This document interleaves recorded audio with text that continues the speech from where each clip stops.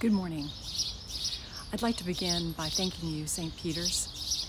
A year ago, you took me into your hearts. You shared your home with me and gave me a place to reconnect with what brought me to seminary in the first place, people. Because loving people is ultimately what ministry is all about. You let me try new things and learn among you. And you anchored me at your table and among your family.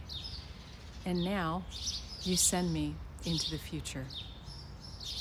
As I thought about the opportunity that I had in giving this homily to you today, and I reflected on the readings, I found myself being drawn back to a special space here on campus. So I thought I might take a chance and bring you here and share a special part of my home with you. This space is what is known today as the chapel garden. It's a place of partial walls, rough-hewn altar, a scatter garden, and a bell tower. It was once the chapel of the seminary. Built in 1881 in the red brick Gothic style, it must have represented the hope of the post-Civil War years for the community gathering here. It's hard to convey just how important the seminary chapel is to seminarians. The daily rhythm of prayer orders our entire day here. The seasons of the church mark our year. It's a place where we give first sermons, where some will baptize their babies or get married, and others will be ordained. One faculty member remembers that this chapel was where his class struggled with the Vietnam War, and where the community of VTS gathered for prayer as planes flew over a smoking Pentagon. It was constant, strong, a fortress of security, and yet also vulnerable. In 2010, the chapel caught fire and in several hours burned to the ground. Only these few walls could be saved and the bell tower.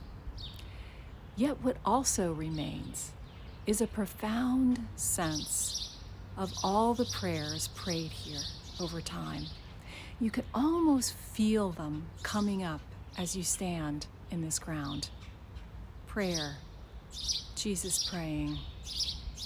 Today is the 7th Sunday after Easter. We are 7 Sundays from the grief of Good Friday, 7 Sundays from a dawn rising over an empty tomb. But instead of continuing to celebrate what God did in the resurrection, our reading today from John 17 throws us back in time.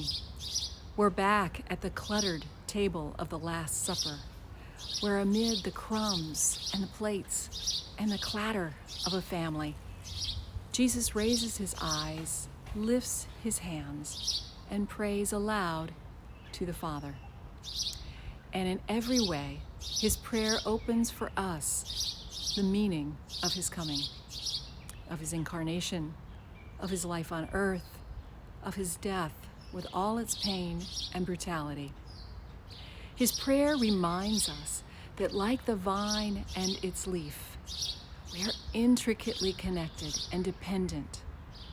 So are we connected to him. Verses earlier, we heard Jesus say, I chose you. I chose you.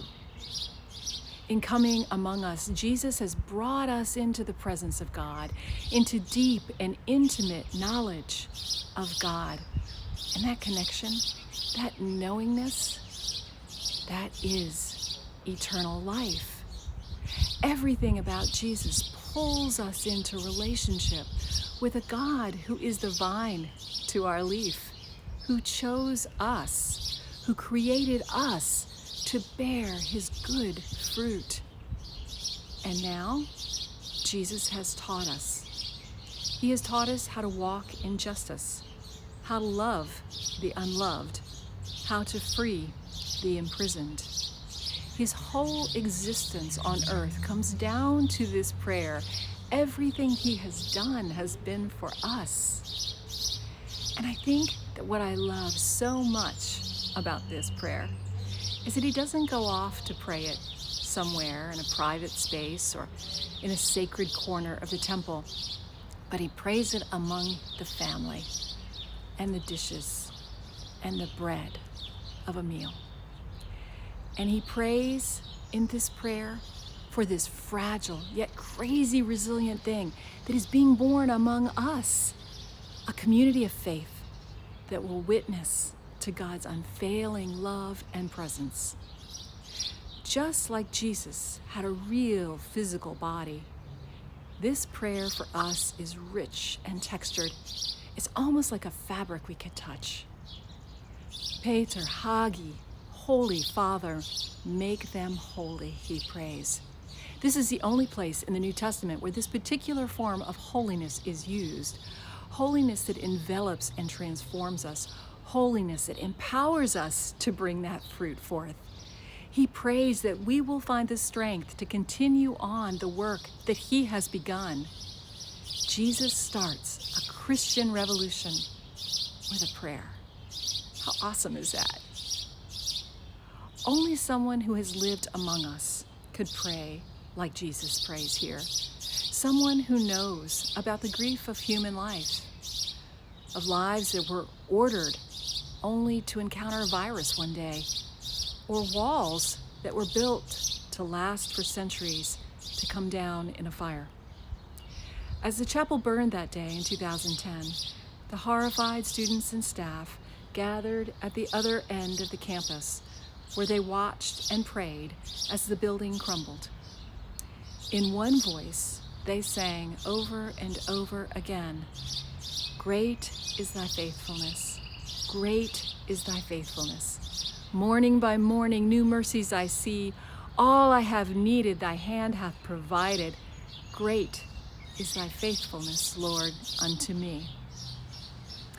They prayed as Jesus prayed. They prayed through grief. They prayed through their sorrow. And they prayed in the hope of the one who has loved us enough to teach us a new way of life, eternal life. Great is thy faithfulness, Lord, unto me.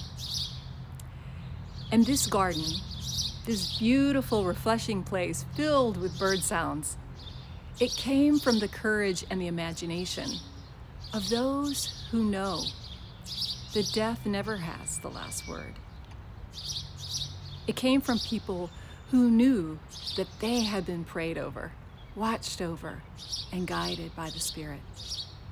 What does it mean to be loved so much? What does it mean to be the kind of people who take broken bricks of their generation and make a garden for the next one? It takes people prayed over, people watched over, and people gifted with spirit and love. Amen.